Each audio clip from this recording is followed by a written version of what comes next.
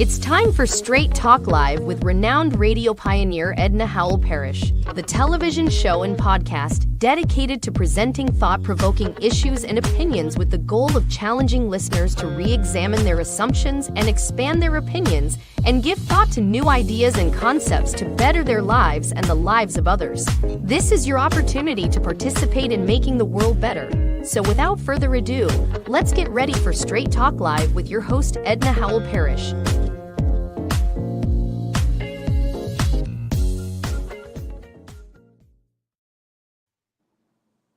To you and your family.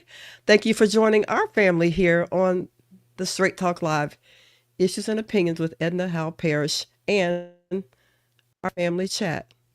This is part 3 of our family chat series. The Combs, the Olinger, the Cornet, and the Hogg family chat. Why are we doing a family chat? Well, it's important because of the importance of knowing who your family members are. Importance so much that we have friends and family who say, hey, cuz, what's up?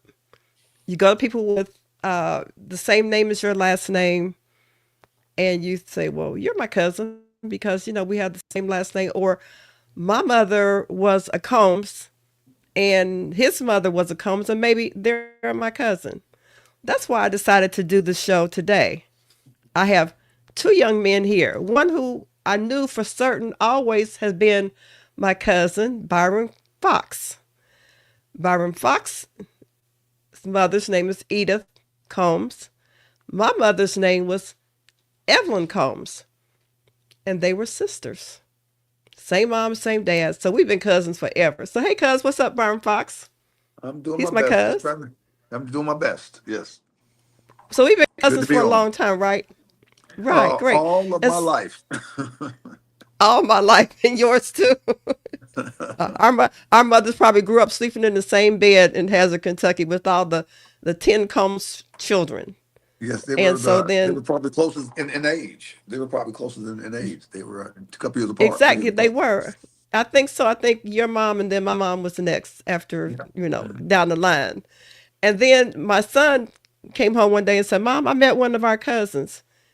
Who you meet? He's always like people who find little stray puppies and stuff. It's our dog, but he ain't really our dog yet, But he claimed our cousin. He claimed Daryll Harrison. So I said, okay, I see Daryll. And then Daryll and I were going to the same church at one time, Solid Rock Church, and Daryll was a committed Christian. I was like, okay, young man. And he'd be in church dancing and twirling and doing all his thing. So Daryll Harrison was my cousin. But it's like, hey, cuz, what's up? So we were cousins forever, right, Daryll? That's right. It's our It's been cousin. So I said, well, okay. I started thinking about this Combs, Olinger, Hogg, Cornet family chat. So I said, who can I bring on who may be our cousin, but maybe he's not? But I really had a strong feeling that he was because Daryll showed me, and we started talking about Phyllis Jean Harrison. Who was Phyllis Jean Harrison to you, Daryll? Yeah, that is my mom, and she she's definitely was a Combs. That's definitely. And I sent a picture in to you. She's on the porch with her daughter, which is Darla, my sister, and then next standing to her right, that is her mom, Lottie Combs. I knew her as Granny, and but she was married to a man named Charles Combs, and that's where I lost connection with his siblings because, like I said, when he passed, like I said, my connection was always with Granny, and like I said, she was Combs through marriage, and she's a Keith. That was her maiden name, Keith, and Keith's, and like I said, we all of our older uncles and my mother's oldest brother, we called him. He was known as brother to them. uncle to us, and he was the last connection that we can have with Aston about his father, and he passed. And once he passed, we really lost connection with trying to find out. We had another person named Dorothy Combs that lives in Frankfort, Kentucky, and she's 90 something. I called her prior to the show, and I didn't get a call back on her. So we're trying to Okay. find the Bible. Okay. Let's talk Find about this that Bible. Bible. We're going to talk about that Bible and other hidden pictures and things that people kind of keep from each other. They just kind of hide them and don't let people know where they are. We'll talk about that and show some of your family pictures.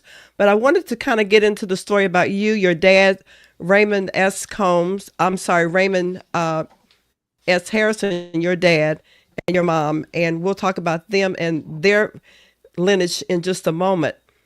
But the most important thing is that families have not shared stories along the line. They start out sharing, and then after they get along so far, they stop talking about it. And so then we don't think about it, but sometimes our children, like you, miss out. But then children like Byron Fox, his mom talked a lot about the family history. So, Byron, when did you first learn about who your family members were, your family roots, as they say? When did you first start learning about who your family members are? Probably back as far as I can remember. My mother, she was always very proud of her Combs family heritage. And she would always talk about different characters that her uncle Brett and who was a doctor down there in the mountains. She would talk about him and doctor and Uncle Kazzy and all these people. I don't know who these individuals were because there were so many of these people.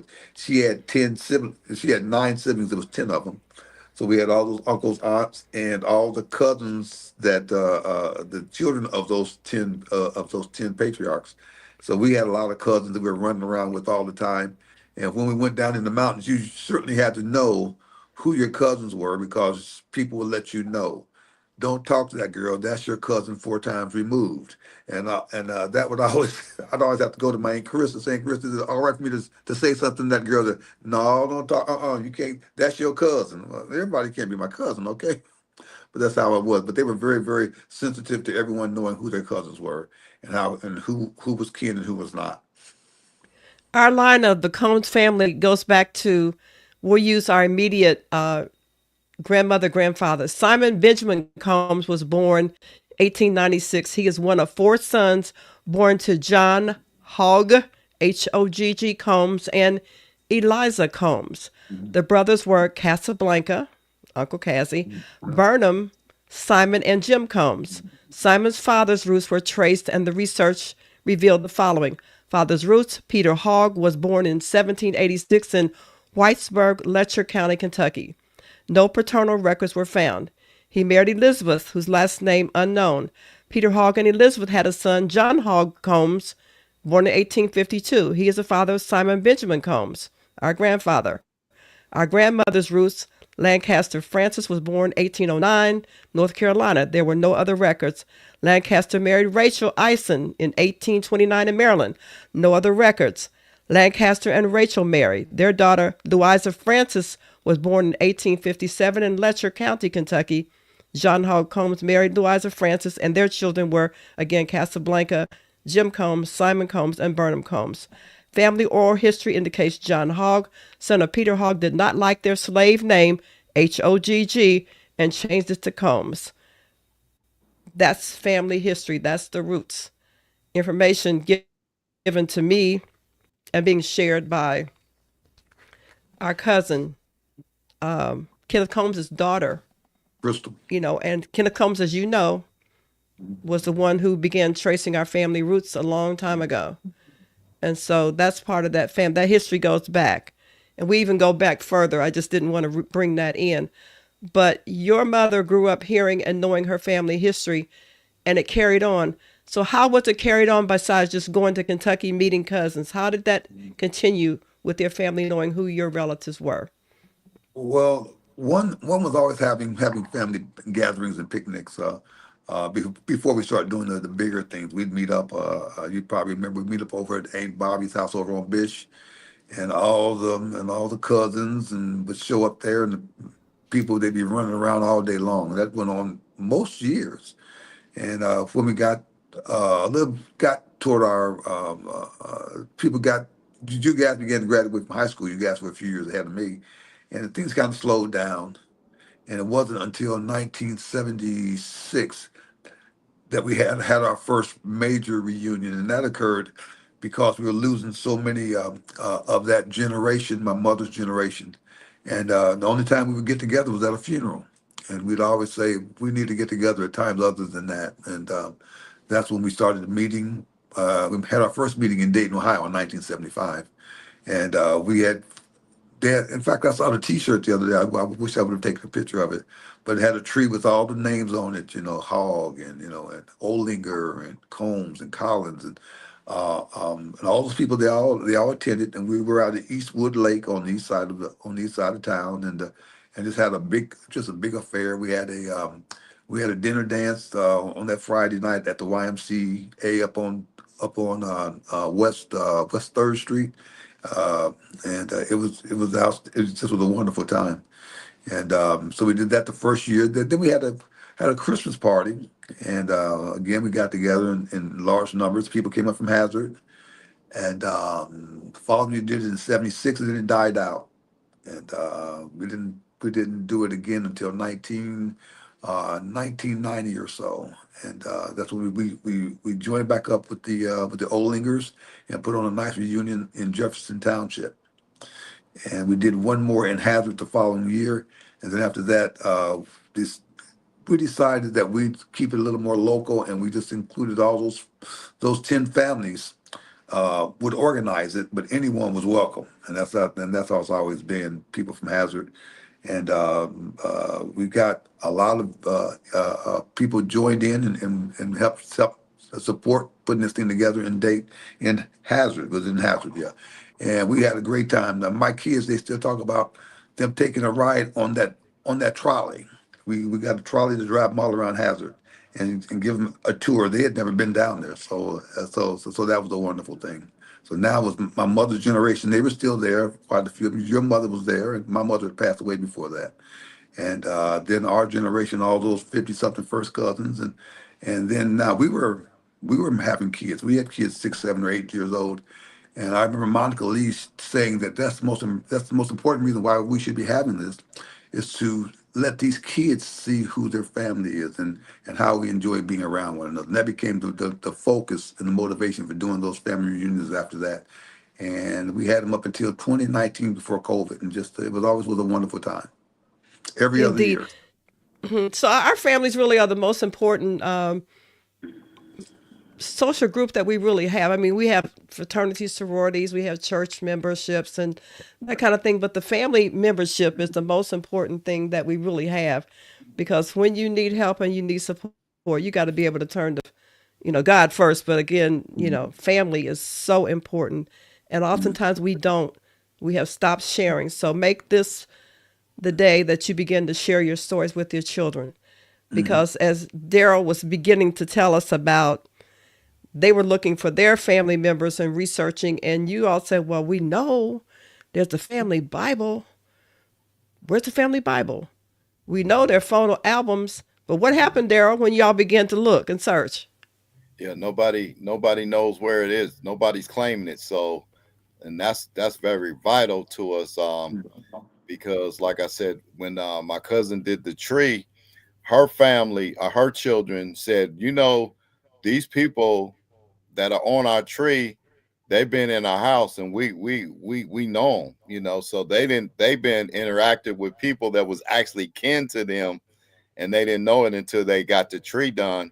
So, but yeah, that Bible, I know back in the days, that's where everybody put their family pictures and portrait, everything was in that Bible. And we're not like some white, not prejudiced at all, but some white folks can go all the way down to 1600s, and we kind of, especially if we connected to the slave trade, it was cut off from us. It was through family gatherings that the name could pass on to the next generation and next generation. So it's like now, this generation don't even know they're cousins, and I'm talking about they fourth generation cousins. They don't know them, you know, because they don't come together like the older generation used to do.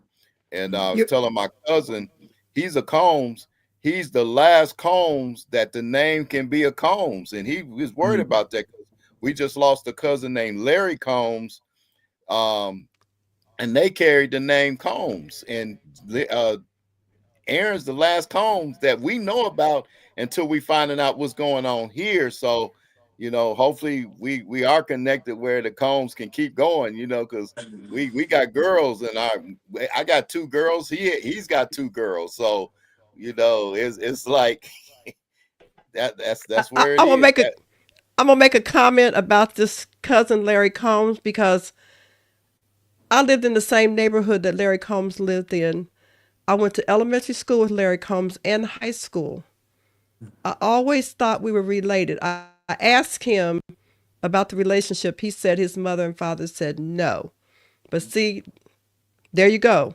There's somebody's family Mhm. weren't members weren't talking. So there was a Combs cousin that I didn't know that I had.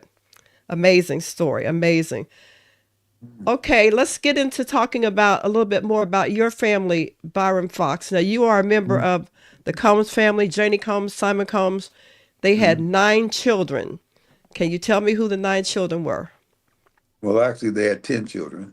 Well, 10, rather. My mom had yeah. 9. I forgot. So Yeah, yeah, go ahead. you mix them up there. So there was John, there was James, there was no Winnie, John, James, Christine, Edith, Edna. Excuse me, Evelyn,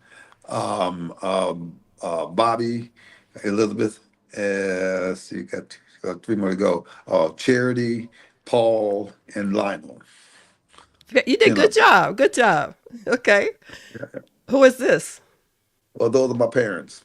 This Edith, born 1921 in Hazard, Kentucky, and my father, Austin, born 1907 in Clay City, Kentucky, just southwest of Lexington, southeast of Lexington.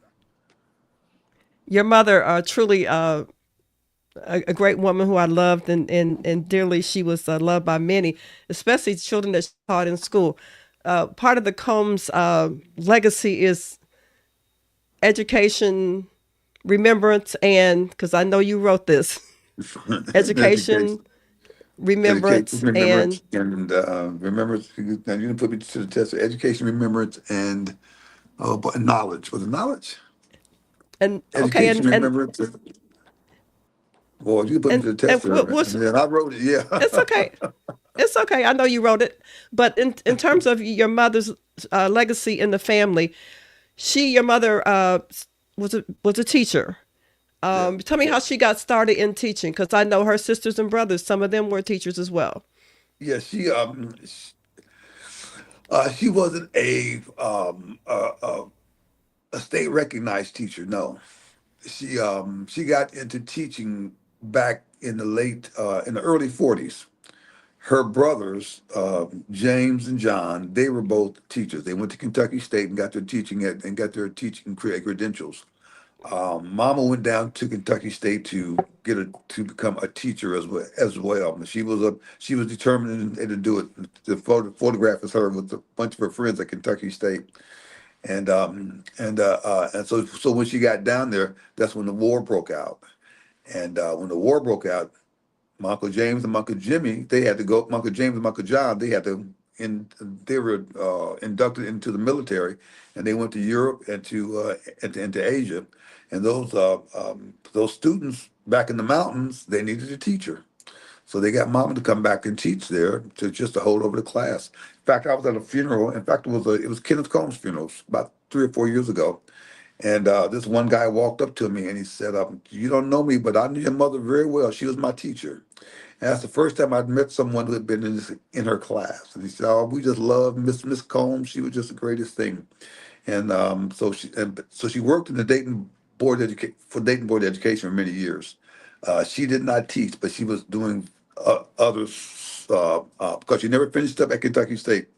When she left, she came to Dayton with her sister, and she got married, and then she couldn't have kids, and that became the priority. raising us. But she was always involved in the educational system. For no sooner as I got to school, I knew that Mama she was like the person under the president of the United States because she was the president of the PTA, and everybody gave her much deference and they showed her a lot of respect because she was very focused when she worked. Weaver Elementary School is where we all attended over on Howe, a block not far from Roosevelt.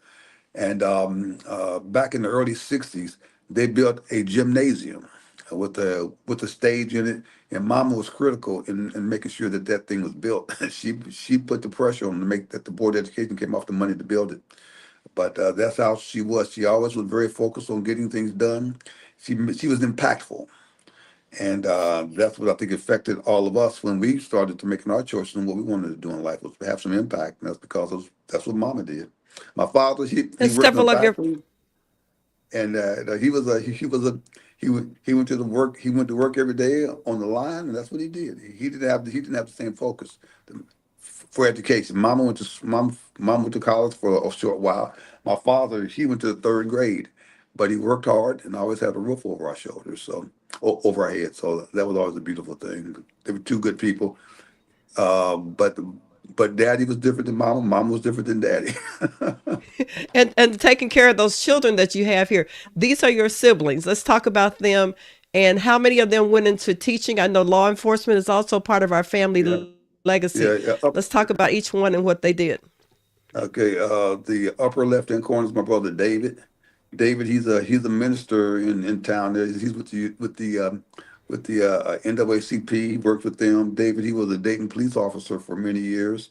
He is also was the chief of police at Wilberforce University. David's a very busy man. Paul, he passed away about 12 years ago, back in 2013. Paul, Paul, he always had his challenges, but he was a good man, but he had his challenges, and I'll leave it there. And that's myself there when I had a little hair on my face. And the next young lady down is my sister Marva. Marva, she worked at Desi for 30, 40 years. She was what do you call she got inventory. She was inventory specialist, bringing in materials that had to be sent away, and she organized all that stuff. And Cheryl, she taught school for many years.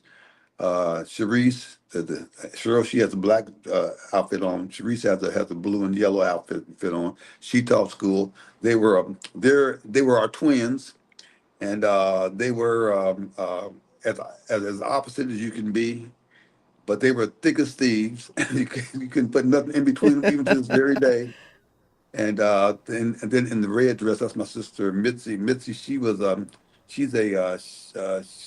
the Board of Education for many years. She was a principal, vice principal. Mitzi did it all. Mitzi has more of the spirit of my mother than I think any of us do. She's always she's she's never met a person that she couldn't get along with. Always looking to start new relationships. Just a wonderful person. All my siblings are to be to be quite frank. But I'll leave it there. Yep. Okay, great. Now I know that you very artistic yourself. You do a lot of painting, drawing, woodwork, and this is some of your handiwork. Tell us about this picture. What does it represent? That's a picture of my br- of some brothers in my fraternity, Kappa Alpha Psi, doing their excuse me, cane steps with the crowd watching and cheering them on in the background. I painted that off. It's been several years ago now, and uh, brothers love it, so I'll sell them copies of it. I make printings of it. This is my brothers up in I'm in Ann Arbor, Michigan, and these are the guys that are in the chapter with me. I've been working with these guys for since about 2010. However, I pledged the fraternity, Edna, 2 or 3 days ago. It was it was our 49th anniversary, so next year will be 50 years I've been in the fraternity, and I'm looking forward to getting my white jacket as a 50-year member. But it All keeps me right. busy. So Awesome, awesome. So what is it that you like about being a member of your fraternity? Just working with men and getting things done through people, which is something that my mother always did. Always would bring people, get people involved, bring them in, and say, "This is the task that we have at hand. Let's make it happen." You know, back in for as long when I pledged the fraternity back in 1976, they were talking about building a monument on the campus for the fraternity. And boy, that was a they would talk about it every year, and no one would ever do anything. They would never commit to doing it. And one year I said, "Look, just give me 1 year. I'll come back with a company that's going to do it. I'll come back with how much it's going to cost. I'll come up with a payment, with a donation plan and or a fundraising plan, and we'll do it in 1 year." And I came back the next year, had big old drawings of them and of what the thing is going to look like. And I knew that we needed $16,500 to build this thing. And we were, and so from March of what was that, was March of, was it 14, it was March of 18 until August of 18, we were trying to raise the $16,500, and we ended up raising 37,000. And it just the and I always told the brothers, that project was like training wheels. It got us comfortable at doing things that we never have done before.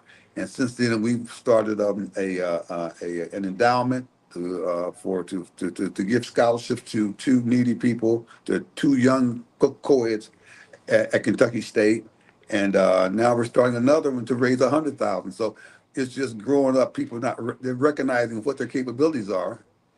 If you see it, if you can see it, you can do it. But you have to see it first, and someone has to bring the vision. And I kind of think I get that from my mother. Indeed, indeed, that's legacy.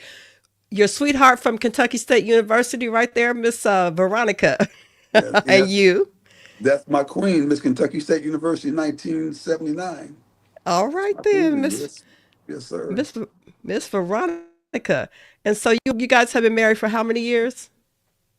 45 years. Come Oh, November 29th. I'll make sure I say all that so she won't say I forgot. all right. And out of that 45 years, you have a beautiful family. Let's talk about your family members. I got, of course, that's my wife in the center left. Then on top are my two daughters, Carmen, the youngest, and Meredith, my oldest daughter, who happens to live in Indianapolis. Carmen lives in Canton, Michigan, where we live. We're about a mile apart. She has my three grandsons, her and her husband, and then the young man down there beside my wife, that's Fatio. He's my nephew. My sister asked me, said, "Can you let Fatal move in with you?" And you, because she didn't, her husband wasn't there, and said, "Well, he needed a man's he needed a man around to show him how to Yes. live." And I said, "I got a lot of my daddy in me. You may not want him to come to my house." And so, but I did not know him because I was living in Minnesota when he was born, and he came up. I went down and got him, and boy, it was we. Fatal, I tell you, and I only spanked that boy one time. I did a pretty good job though, so I didn't have to do it again. But he was 10 when he moved in, and I told him that you have that one thing I never tolerated is disrespecting authority, and so when that happens, you're gonna have a problem. And I remember that first week he was there, he took a baseball and knocked it through my dining room window, and I looked at it and I told him, "Go upstairs. I don't see you the rest of the day." The next day, I went and got another window. He and I put the window in, and I never talked about that with him, other than the fact that next time hit the ball away from the house. Hank Aaron could hit the ball across the field behind my house. So, but about 2 weeks later, he calls me up, and my wife called me. I'm at work, and she said, um, um, uh, your nephew, you need to come and talk to him. He's going nuts." And he's doing, he said he's going to do what he wants to do and so forth. I said, "Okay, put him on the phone." I said, "I'll be here in about a half an hour. And when I get finished, you remember this spanking when you're 30 years old." And I took care of business. I never had a problem out that boy again. And I asked him when he turned 30. This was several years ago. He said, "Yeah, I still remember it." So he was, but Fatal, I tell you, he brought so much sunshine to our lives. I remember when he graduated from high school, he was the most valuable player on the track team, and he wanted to. And I'm standing in the back of this room, and tears are coming down my face. And I'm wondering, what? I didn't do that when my own kids graduated, and but I guess it was that he was the last one, and that boy, he's my son. He's and still just a good young man, taking care of business today, and we're just so proud of him. Indeed. Well, uh, children, blood relatives, just people that come into our family, we have to be responsible to continue with our Yes, sir. legacies, no matter who children they are, no matter where they were born to. That's important. Well, here you are as a young man. Now, when you went to Kentucky State, what did you major in? Did you know what you were going to go into as a career field? Well, actually, Edna, that's not as a young man. I was an old man when I took that picture. I I just think you happened to be kind of younger than young. I am now. I just happen to be younger than I am now by a couple of years. But Okay. no, but no, I went to Kentucky State back in the mid '70s, and I, I was in education, and with a focus on art, because of my creative skills, again to get that from my mom and her people, and I did well there. I mean, I finished back in the late '70s, and I came back home, and I was fortunate enough. I got a job at the Dayton Job Corps. I was teaching math, and I did that for about 5 years, and uh, I got pretty. I was I was I was helped a lot by a lot of good people, and I remember I was telling my mother that they're looking for more people there, and my mama who talked to your mama practically every day, and Yes, yes. and then your little sister, she came out there, and me and Ramona worked together for a long time. She was the best teacher there without a doubt. And I eventually went into management, probably the dumbest thing I ever could have done. I could deal with the kids, with those parents, with those adults that I had a hard time with. But I did that for about 5 years, and they went and they changed contractors, and I had I decided that I better find me another place. 'Cause I had a hard time with them. When they changed contractors, they changed workers and so forth. So I went and I started applying for other jobs, and I saw an FBI agent. He came to the school once and talked with the students, and I was impressed with what he was talking about. And so I contacted the office in Dayton and got applications and put them in, and for long they started giving me calls, and I didn't think I had a snowball's chance in hell of getting in, but I just kept moving forward, and it was after about over a year. Takes a long time for them to do their vetting of new agents, and I finally got taken in, and the main reason that I got in is because um, I started doing research on the FBI. I started going to the library. I got books. Back then you couldn't go on the internet just get information. So I got the books, read up on them, and so forth. And I remember at my interview they began to ask me questions, a lot of questions, and one question they hit toward the end. They said, "Why didn't you tell us that before?" No, they asked me how did I know something. I said, "Well, I got these books and they told me about it." He said, "What books?" I went to the library and got a bunch of books and I read up on it. And they said, "Well, why didn't you tell us about that earlier?" I said, "Well, no big deal." And they said, "Well, I think that's the reason why I got in, because I took the time to learn who they were. Because in that position, that's what you got to do. You got to get information." And I think that was key. This picture was taken at Quantico, Virginia, where we have our training academy at. And I was there back in the mid '80s. And you see, I'm carrying a revolver, which is the old school guns. Oh, I we see. Oh, I see. one of the last revolvers that they issued, and so I was one of the old men after a while. And so, how many years did you retire from the FBI? 31 years.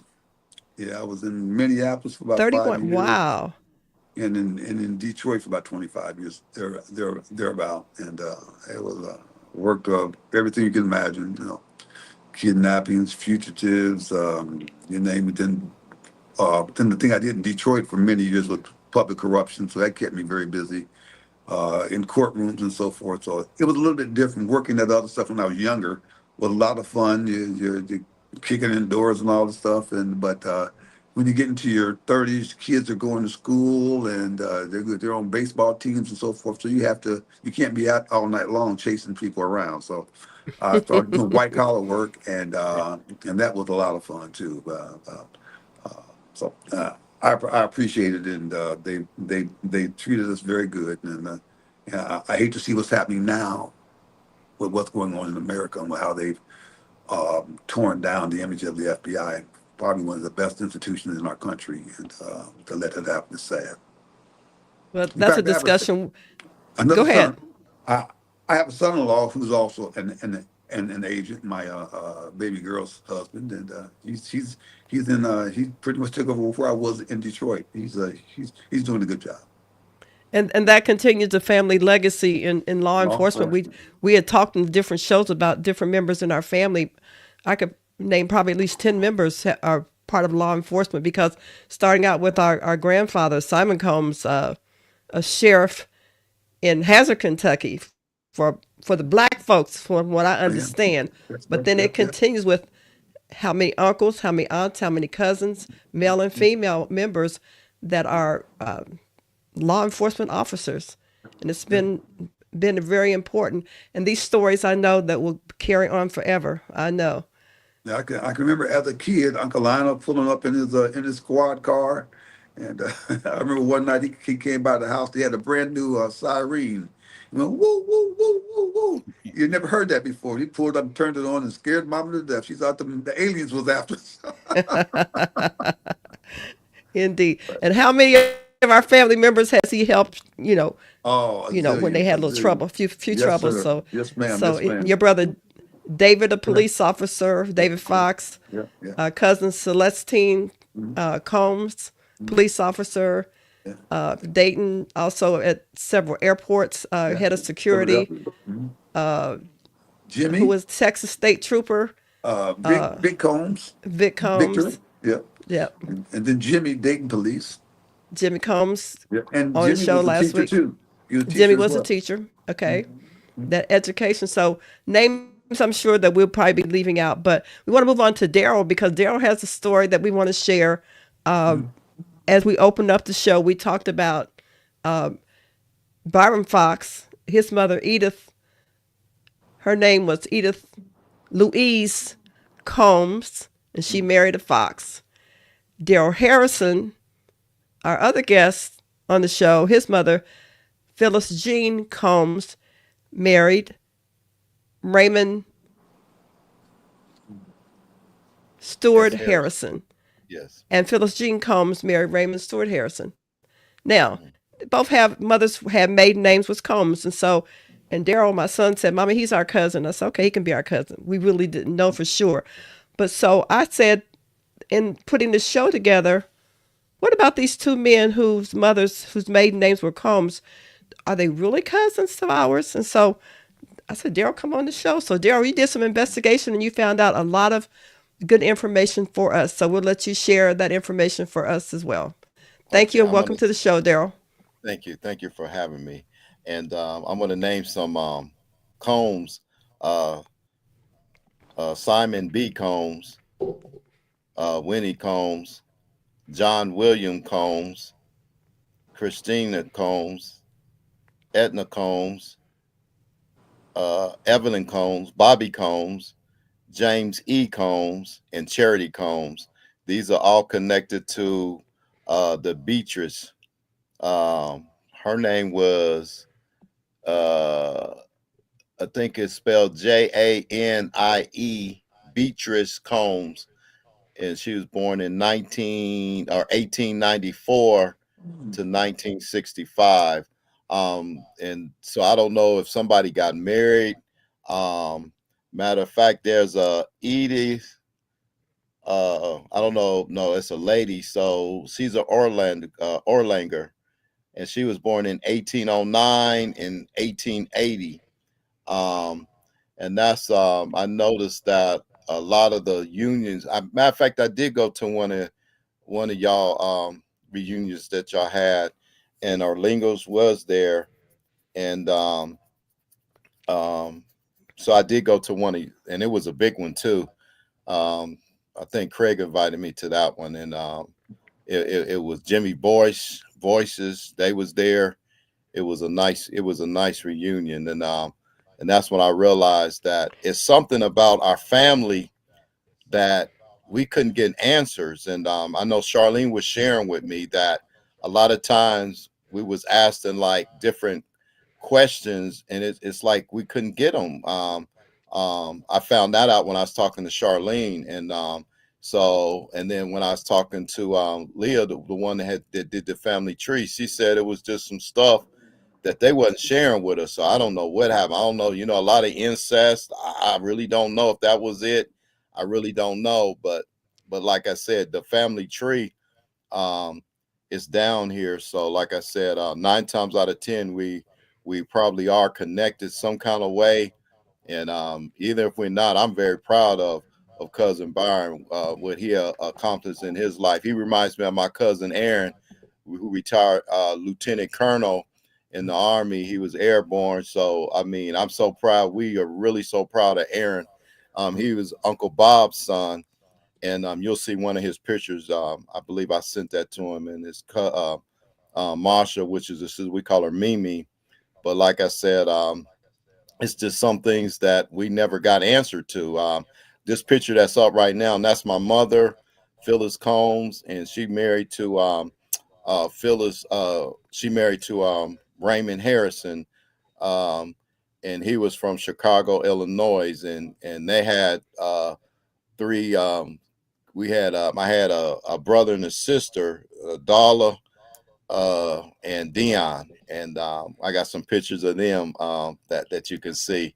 But like I said, he was Air Force, and retired. I'm so proud of him because he got a lot of awards and stuff. He was a sheet metal man. He was around the Vietnam era, so he made some type of thing on the fuselage that did something from bullets or something. He got a award. There you go, right there. And a lot of people say we looked alike, but actually that was my stepfather, and but like I said, he married my mom, and I believe they got married in '65. And like I said, I like when brother Byron took in, cousin Byron took in that the nephew. That showed that's what our family do. We take in people and we raise them just like they're ours, and that's what he did with me and my sister. And but I'm so proud of him because he didn't take no stuff. That's when if you say the word strap now, and this generation they think a gun, but back in our days when you said the word strap, that mean a belt. So and that picture right there is my mom again, and that's her sister Curling Combs. And she was we had some situations with alcohol in our family. Uncle Bill and Aunt Curlin was alcoholics at one time in their life, and I got to see the move of God in their life because she ended up turning out to be a number one sponsor for AA. She even had a sponsor on her license plates, and everybody to this day knew her by when she quit drinking, and she helped other people get off of drinking. So I'm so proud of my Aunt Curlin, and like I said, she retired from Red Cross. Like she worked at Red Cross, and she was very known in the community and helping people, being their sponsor and stuff. But that's her sister, and like I said, so Aunt Curlin, if you say the name Combs, everybody. I never forget when I went to my mom's funeral. A man jumped in our car to go to the funeral, and he said, "Can I ride with you?" I said, "Yeah, you can come on." And on our way to the gravesite, he said we would go down on Fifth Street. If you lived in Dayton and you grew up in Dayton Dunbar area when it was on Paul Lawrence Dunbar, that was the real Dunbar. They would go down, hang out on Fifth Street. and he said it was a movie theater down there. I think they had I can't name. I think it was Roxy or something. And she said, and then you know how to be a long time. She said because I think he said it cost a dime or something. And she said one thing about the Combs family, if somebody needed something, they came through for us, and and she came through for me. She gave me that extra money. She said whatever they had, we had. And when he said that, I just, oh man, I was just so proud to be connected to the Combs family off of hearing that story. But like I said, it's so much connection to what I'm hearing, what cousin Byron was saying about now my cousin, he's a Q, he's Omega, but We won't I hold know that against them. I know you probably see brother We won't probably hold that against them. yeah, I know he ain't hold that against you. But okay, this is my siblings of my mother. I'm gonna start with the oldest, which is Charles Combs with the glasses down in the suit and tie down at the bottom right. And next to him is Dorothy Combs, which is his sister. My mother's in the middle with the flower dress on. Uncle Bill, which his name is William Combs. He's right there in the left top corner with the glasses on, and then in the kind of like right beside my mom, that's Curlin Combs. You can't hardly see her with that big afro. And Okay. then my Uncle Bob, which is Aaron's father, he's right there, and more like the leisure suit, you know. But this family right here was, man, they was all man. I might break down, and start crying, cause whoo, they was But what you doesn't call. doesn't that does get to your heart with your family when you start talking about family members? These stories are so important, and they will become important for our future. We see what's happening with the government today. They're taking our history, trying to take our history from us. All of the great that we've done in education, inventions, that those things are being wiped out. What we did with the government, what we did with the Air Force, what we did in military, what we did with the FBI. A lot of that stuff, names are being taken away, and statues are being removed from areas, college campuses, institutions, for African American contributions. That is why it is so important today that we keep these stories, keep this information, keep family Bibles, and keep pictures alive for our children for the future. One day, I'm not going to be here.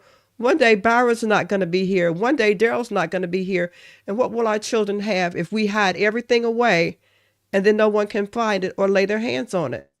So that's why you have to talk about your auntie who helped become sponsors for people that were alcoholics. Many of us have in our family alcoholics or drug addicts who, a lot of people didn't talk about those things back in the day, but it is important that we keep these stories alive. Good and bad times have been in all of our families. We should not be ashamed of it, and we cannot hide it. And I'm so glad that you shared that with us, Daryl, about your aunt. So important.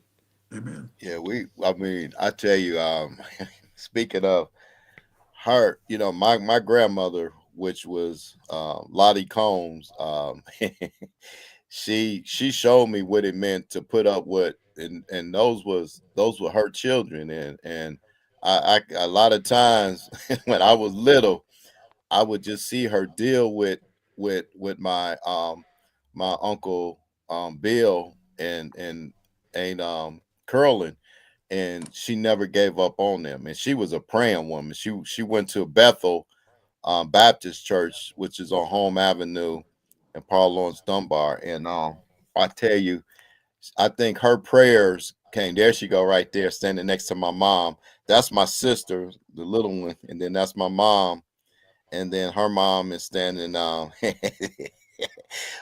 man, 959 Iola. That's right there now off Germantown, Mm-hmm.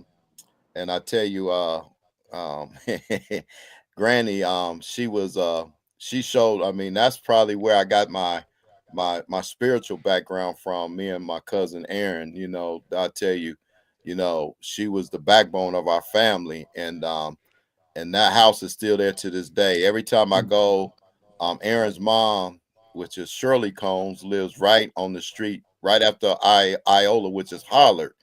And on Hollard, between Hollard and Iola, we used to run up and down that neighborhood. And I tell you, people respected my grandmother. If we did anything wrong, we got in trouble with the neighbors. And then when the neighbors told us, we got in trouble when our family came home. Sometimes we got 2 or 3 whippings in one day. And like I said, when they passed that law where you can't really touch your children, I think that was a setup, because when our children go to jail, they beat them in jail. So not to say we was getting beaten, but my grandmother, she was the real deal. And like I said, she looks just like my daughter D'Amica, and she looks a lot like Aunt Dorothy, which is Charlene's mom. And when I look at her, I can just see. I seen some of the pictures that y'all showed me of some of the relatives, and I like, man, they look just like. I'm like, wow. I said they look like some of the people that are in my family. So that's why I kind of when Craig said we related, and he came to my mom's funeral, he was like, wow, he was blown away when he met some of some of his relatives, and he was like, yeah, we can, and we just it's just let me amazing. just ask Byron here. We talk about grandma, and you talk about grandma's. Think about grandma's hands. Did your grandmother on your mom's side, Byron? Did she ever have to get after you guys, or on your dad's side? Okay. No. We n- we only had the one grandparent, Mama Janie, she died when I was Right. 7, and Okay. so we never had any real interaction with her. She came by and stayed with us once when Mama was pregnant. No, not even then. Yes. Mama was sick, and she came and she stayed with us. That's the only engagement I can remember having with her, to be quite frank. Very little after. Very little. She was over in Bobby's house once I saw her there, and she came down Right. for a Right. few of those family gatherings. But that's about it. No, no, Yeah. there was no. My daddy did a good enough job. Talk about talk He about did some beatings. he did a Okay, very good Daryl, we job. got some beatings. I know I got some. I thought that my dad was gonna kill me back I, in the day. I, I tell Mom my didn't do mother, too much. I tell my mother, I say, Mama, why don't you whoop me before Daddy comes home? Why don't you do it? I'm afraid that she would do it because she'd only hit me like 2 or 3 times. But oh man, he made Yeah, sure I that's felt my it. mom. Yeah, yeah, Yeah, yeah, my mom yeah. too. Your mom was like that too. Wow, it's Yeah. amazing. But our grandmothers have been so important in our lifetimes. Uh, Big Mama. A lot of time Big Mamas, your grandmamas and me mamas, ran the household. So they could really play some important parts in keeping our family history alive. And kids talk about that even to this day, like you're saying, Daryl. When grandma got after you, you got after her. So that was so important. Well, talk about growing up for you as a young man. What was it like? Well, I was a military brat, like you said. My father was in the Air Force. We moved to Wichita, Kansas for 2 years. He was stationed at McConnell Air Force Base, where he later retired. And so growing up, that's me and my sister Darla, Clean. um, and so we was military brats. So uh, it's funny because, like I said, when he was like he went to Thailand to um, serve, and we would move into my grandmother's house, was the house that you just seen, and why? So we grew up sometimes at Wright Pat. We lived out in Page Manor, which is in a Wright Patterson Air Force Base, and then we would, when he would go and be stationed somewhere out of the deployed overseas, we would come back and live on the west side of Dayton. So growing up was I had like two kind of like lives, military and then civilian. And so when we would lived on the west side of Dayton, the kids used to, now that's a picture of my father. That's his younger picture when he was younger. And like I said, he was from Chicago, Illinois. Him and his brother Uncle Arthur was from Chicago, but their mother passed, and he ended up living with Aunt Virginia and Uncle Henry, which also was in Chicago. So he ended up meeting my mom. He went in the Air Force as soon as he turned 18. because he was telling me that they oh my god, the gangs and stuff that was going on when he lived in Chicago, and man, if you just went on the wrong block, you can get beat up, Mm-hmm. and they would chase him home a lot of times. So as soon as he turned 18, he went into the Air Force, and he ended up being stationed at Wright Pat Air Force Base, and that's how him and my mom hooked up at the NCO club, they officer club or Mm-hmm. something, and that's how they got married. So and but like I said, growing up was two different ways, two different things for me. Aaron was real close to me. He lived down on Holler, so me and him, I tell you, that was like he was my cousin, but he was like another brother to me, and we did a lot. We had paper routes. We did a lot. I went to Walgament, and I tell you, our snow days ain't nothing like this. We had to walk to school, and sometimes snow all the way up to our knees. We got there. We had to get there. Wasn't no snow days. And but growing up, it allowed me to be the man that I am now.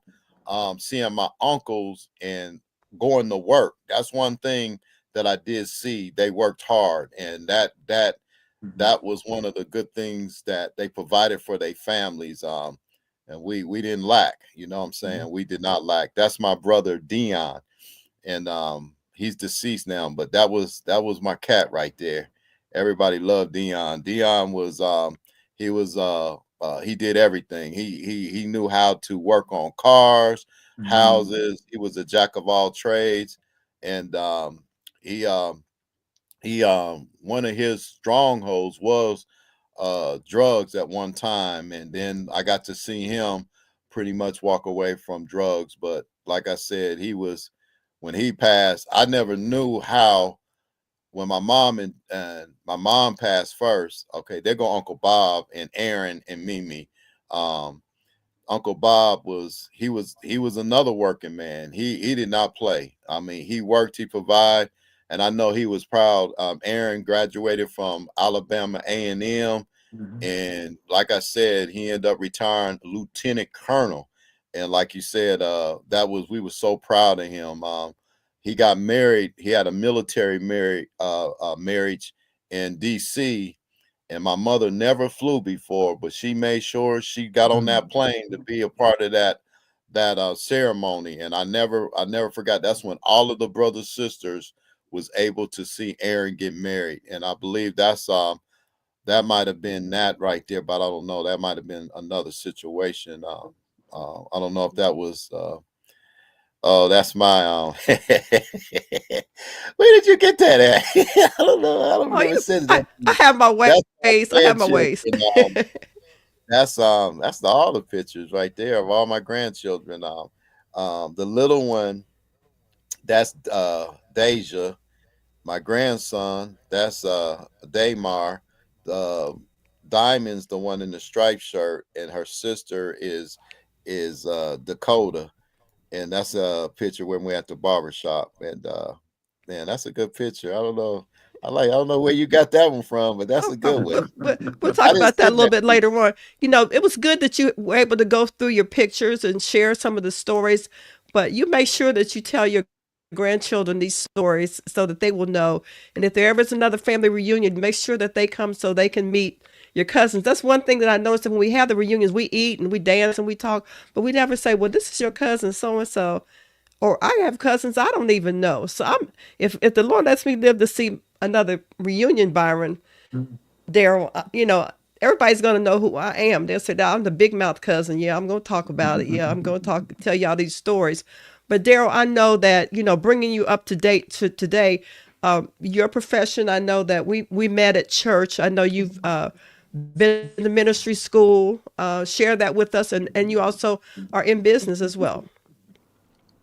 Yes, I came out of World Harvest Bible College. I got to go there a few years, and then I also got a barber shop, which is all cuts. I share that with my nephew, which is DeArmond Lewis, and he's my sister's oldest son. And well, like I said, I'm pretty sure I'm going to be stepping down. But before I do that, I'm gonna make sure that he still keeps Jesus first, and that when we open up all cuts, it was a blessing to me. So we got a lot of things in there. We got a Jesus sign in the window, neon that stays lit all the time. So a lot of times people come in there, they know that somebody's in there, a Christian, and then on the wall we got this sign that says Jesus is the real way to God, and that opens up a lot of conversation. So, but at the end of the time, like I said, I am a business owner, and I know what it's like to deal with the public, and we always want to represent Christ in all we do, whether it's family, friends, or whoever we meet. We need to always let people see the Jesus that's in us. And like I said, yesterday was a young man in the shop. I play a lot of music when I was. That's our second shop that we. The first one, the landlord didn't want us in there because we was taking too much of the parking lot. Because when a man get blessed by God, he really overflows us, and we did. When I look at that parking lot, I said, I don't know how we stayed, but we got blessed, and it was a building vacant right behind us. So we literally moved out the back door into a bigger location that has plenty of I parking. wondered why you moved around the corner. Yeah, I was going lease to lease, month to month, and when you're not signed into a contract, if the landlord don't want you there, he'll tell you we don't want you here no more. And so that's how we end up in that back building, and thank God that we got that. So and moving forward, that's a younger picture of me. I still see the gray coming in my mustache, so thank God for man. So, That's all I right. keep That's it all back. right. But yeah, it was a young man in the barber shop yesterday, and he said, "You know what? I really like this shop here because you don't discriminate of people that come in here." Because I was playing a gospel rap, gospel music, and then I was switching around and turn into some of the things they listen to now. And he said, "Man, you don't judge me." He said, "I like it here." He says, "I feel comfortable here. I feel safe here." And he says it's a family type of place that I would bring my kids here. And when he said that, that meant a lot to me. So I thank God for that. Yeah. Indeed, indeed. So much that you're going to go on. God's doing good things with you, and I really do appreciate you coming on the show and sharing all the information about your family, Phyllis Jean Combs Harrison, your mom. Bless her heart. And your dad, I was at your dad's, Raymond Harrison's funeral as well. So I'm just so glad to have met you and know who you are as my cousin in Christ, but now you're my cousin in blood as well now. So we appreciate that as well. I can't wait till you see that the tree. And I can't wait till you Yes. see it. 'Cause now Yes. we officially know we connected. So I'm Yes. like, And you wow. mentioned that when you first started talking about the tree, you said somebody named Janie Beatrice. You didn't understand it, but it was Janie Beatrice. Janie B. Combs, who is Byron and our grandmother. She's our grandmother. Are you serious? Simon Combs, our grandfather. So that's who they are as well. Let me Wow. ask. Let me ask this question here. Your uncle Billy. Um, who was his father? His father is Charles Combs. Okay. I was like, because my mother had a cousin. His name was Billy Combs, but the photograph I saw, that's not the Billy Combs. That was her cousin.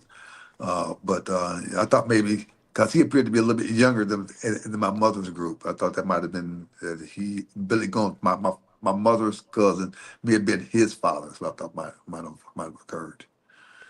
But yeah, so hopefully, God's going to spare us and give us some time to learn a little bit more about Daryl's family and, how we're all connected. A young Byron and his Miss Kentucky State Queen, Miss Yes, Bunny, Miss I was gonna say Veronica. they look real good together. They yeah, really Don't they do. look good? yeah. Yes, Lord, yes, he they had that look. plan a long time ago. Hey, that's one thing about the Combs family, boy. We know how to we know how to get the women. That's for sure. Oh, yeah, this ain't that kind of show. See, now you done blew it, brother. You done blew it. Well, I'm one thing I definitely. can say, we normally stay committed, and he Yeah. said he put a lot of years in there, and And I like that because that's one thing I notice about our family. You know, my family when they stay committed, and they honor those vows. That's for sure. Yes, And sir. that's so important for We us to do. know and to share. Go ahead, Byron. No, I was just agreeing. But you know, one thing that Daryl and I have in common, another thing is that both our parents they hooked up at Wright-Patterson Air Force Base. All of my parents. Wow. That is true. That Yeah, who came to see the family originated in Hazard, Kentucky, yeah, yeah, and out of the 10 children, I think everybody ended up coming to Dayton, Ohio. That migration, you lived in Kentucky and you stayed, or you moved to Dayton, Ohio. And how many of them moved? Out of 10, yeah, 8 of them, right? Only yeah. 2 stayed. On the two stage, yeah. No, one, Uh, two, three. Ain't Chris, ain't yeah, right. Charity, and Uncle John. So the But others came here. Chris was here first. I She came think here she first, came yeah, to work yeah. at Wright-Patterson Air She sure Force did, Base yes. So you're right, yeah. during the Hey, war. I'm I not understand. gone. I gotta do one thing. Oh, that's okay for you, Daryl, to leave. But she came to Dayton to work at the Wright-Patterson Air Force Base, and I think your mom came to Yeah, yeah, work at Wright-Pat. yeah, yeah. She came down later, and And Chris encouraged her to come. That's when and Chris introduced Mama to my father. right. And right And back. then Uncle John, we had his daughter on last week, Sissy, and he's educator, uh, dedicated to the families in Kentucky, black and white, dedicated to education. So he was not going to leave, but the rest of them did move to Ohio, to Dayton, Ohio, and it was really important that they came here, and so our family is here, and Yeah, so and, we've no, been back to and Hazard for many reunions. you know, and I gotta say, you know, I didn't know this because this was long before I was born. But Mom and them, they were, and Chris, she was the first one there, but she didn't stay. Mama stayed, and then everybody that came down stayed in that little house on Royal Street at one point. Wow. Everybody that came down stayed there for a season, and then they went and got their own place. So Royal Street was the little station where everybody came to. 344 Royal. Amazing. Well, Yeah. I have asked for in the Combs family reunion. We started out with the Combs family members. We asked for Cornett family members to join us, the Hogg family members to join us, and Olingers. I have since connected with the Cornett family. They have a big reunion coming up in Alabama, and then one in Cincinnati. So we're going to have them on the show next week, the Cornetts, so people will figure out, well, how did you become Cornetts? And our cousin Kenneth always said, we're Combs, we're Cornetts, we're Olingers, Hogg, we're all in 3. I'm sorry, how did it happen? People are family members. We try to figure that out. So we're going to have some of them on as well. We have them to be on the show. So please, and then Hogg, I've connected with some of the Hogg members, and so they're going to be on the show. So this is continuing, and we just thank you all for joining us. Thank you so much, Daryll Harrison, for being with us. All Cuts Barbershop located on, is it Siebenthaler Avenue? 3535 Cleppinger Road, Dayton, Ohio. I'm sorry, repeat that. That's 3535 Cleppinger Road, Dayton, Ohio.